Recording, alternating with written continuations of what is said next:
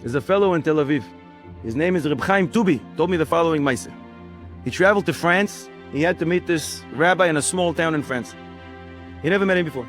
He goes to him, he meets him, and he sits in his living room. And every few minutes, another kid comes out of a different bedroom.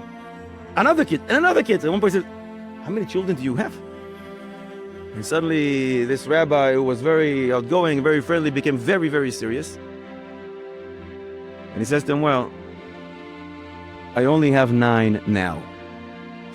Very uncomfortable. But he says to him, well, Mistama, you're uncomfortable, I'll explain. I used to have 10, I only have 9 now. I moved here because my rabbi told me to move here. It's a small town in France, very weak in Yiddishkeit, and he told me to try and be mechazik the place. I moved here with my wife, and we came here. There wasn't even a mikveh in town. So we tried to make a campaign to build a mikveh. People were not interested. They couldn't care less. My wife and I decided that we're going to give half of our salary towards building a mikveh. We needed a place. There was no place in town. Tried to talk to the people, to the city, nothing. No one was interested. My wife and I decided we're going to build a mikveh in the backyard, in our own backyard, and we did. It took us 2 years. Gorgeous mikveh. A year and a half after this mikveh was built, I'm in the office one day. My wife calls me, Reuven, where's Moshe? Moshe? How would I know? I'm in the office. Go look for him. I did! Where's Moshe? I don't know, I'm not home. I haven't been home for a few hours. Look at, did you go in the basement? Did you go in the attic? I looked for him all over. He says, did you look in a mikveh? The mikveh is locked. Maybe whoever was there last night forgot to lock it up. Go look. He says, my wife went into the mikveh and she found a little 2-year-old Moshe floating in the waters of the mikveh. I said Shiva. And I refused to receive nechama for that thing which I was moiser nefesh for. In the mikveh, my baby should die? I refused to receive nechama. But he said to Reb Chaim Tubi, a week after the Shiva, my son suddenly appeared to me in a dream.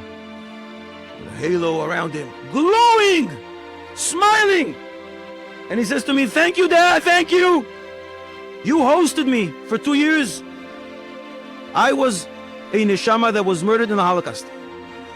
And as such, the Zohar HaKodesh in Bereshis Daf Lamed Ches that describes those people who die in the hands of Goyim only because they're Jewish. They call Harugei Malchus, Kedoshei Elyon. The Zohar says there's 7 chambers up there, and they sit in the 4th chamber. That's the same chamber with Rabbi Akiva.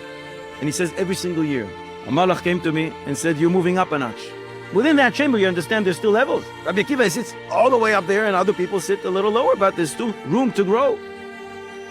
But he says 2 years ago, the malach came to me and he says, you can't move up higher than what you are right now. Because when you died, even though you died on Kiddush Hashem, you didn't have the process of tahara, toiveling in a mikveh.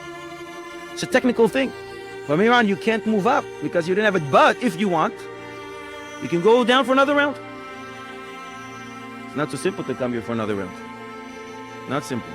But I chose to come here and to hopefully, when I die the second time, to be toiveling. I did. And I died before I was 13. Didn't do anything wrong.